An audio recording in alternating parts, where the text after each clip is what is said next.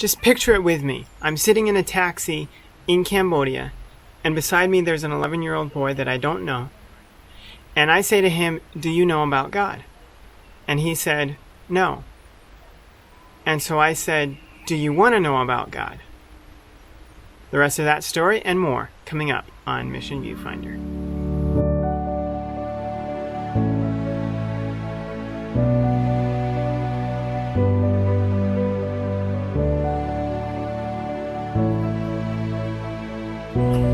Hannah said that I need to take the compost out, and it's definitely in need of it.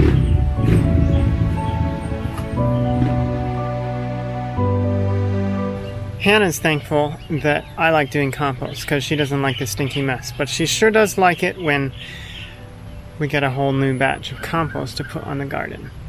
I love making junk into gold.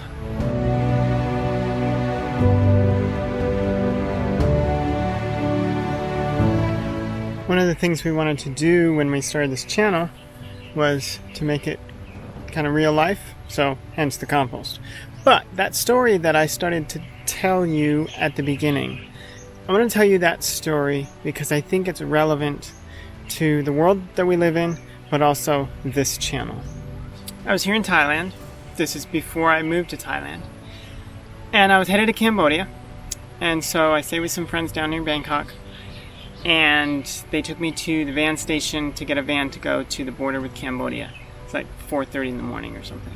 And before we parted, they prayed with me. And my friend Mike, he asked God to give me a divine appointment that day. And to be completely honest, I was kind of like, oh man, I didn't know if I wanted a divine appointment. But here's what happened. I got to the border with Cambodia, got into Cambodia, so I was taking a taxi to the town I needed to go to, and it was a share taxi. So there was a mother and her 2 boys that got in with me in the back seat. And the boy next to me, he was 11 years old, and his name was Bura. And we started talking, because he spoke English. He actually started talking to me. And, just talking about random things. He wanted to know where I was from and all that sort of stuff. And then I realized, this is my divine appointment. And so I started to think, man, I've got just like an hour or 2 or 3 with this boy. And, he doesn't speak much English. He's from Cambodia. What can I do? What can I say? How can I put something in this boy's mind, a seed that will grow, and, that he can learn about God? And before Jonathan finishes that story, we want to share with you a little bit of our experience of harvesting our pumpkin. So what we have here is a squash. Over here we just call it a pumpkin. We've had a lot of plants and only like 4 actual pumpkins. One was small, another one was big but didn't get matured. This one is the most mature it's gotten. And so today we're going to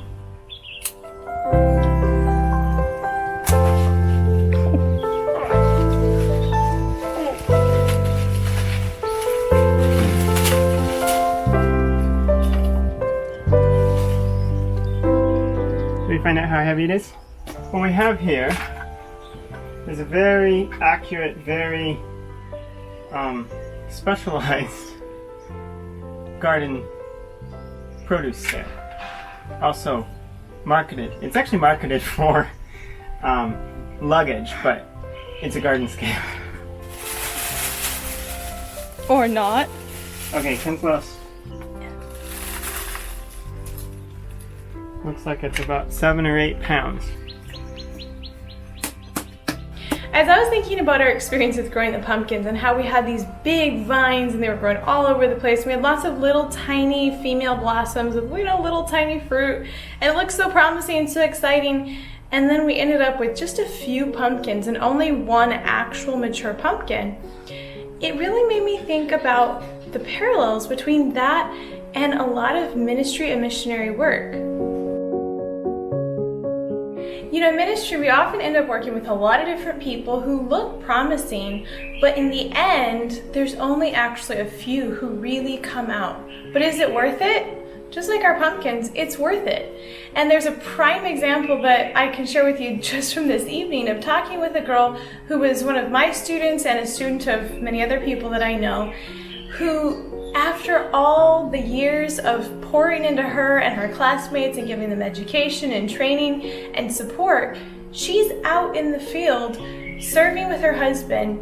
They were actually going to do it for no pay at all, with no support. They were just going out there to minister to people in their physical needs and their spiritual needs, and they're seeing fruit from it. And it's like so exciting.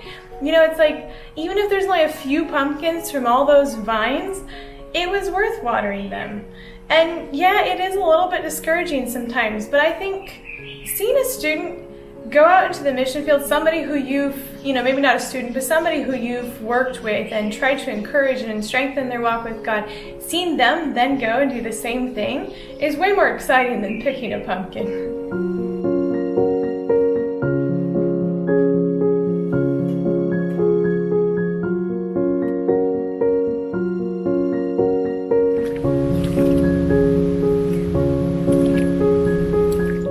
And so I just asked him that question. I said, do you know about God? And he said, no.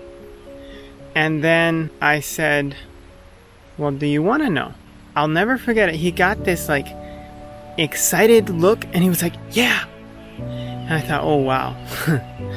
And so I told him, he was 11, didn't know much English. So I told him in the simplest terms that I could, from creation to the cross. And I tried to convey to him that Jesus died for him and Jesus loves him and wants to be his friend. And, I don't know what impact that had, how much he understood. I really don't know. But when he got out of the taxi, he said, I'll never forget. And I thought, wow. I don't know what happened to Bura. I'm sure that was a seed. And I hope that it has been watered and God has connected him with people who can help him understand more and give his life to God. But for me, that made me really happy to be able to share with him. And that's the blessing of ministry. But here's the thing. There's a lot of people that are like Bura that have no idea. Who's God?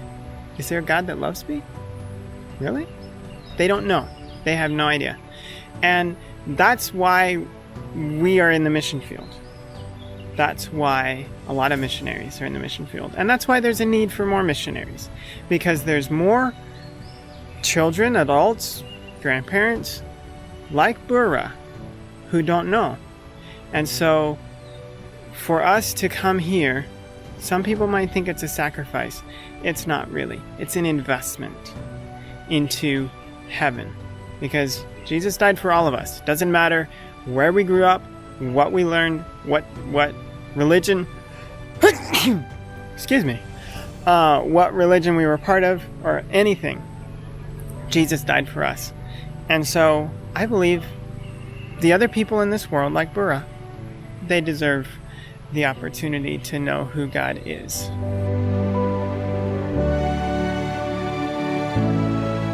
Thanks for joining us, friends. We hope this video was a blessing to you. If it was, hit like, and we'll see you next week.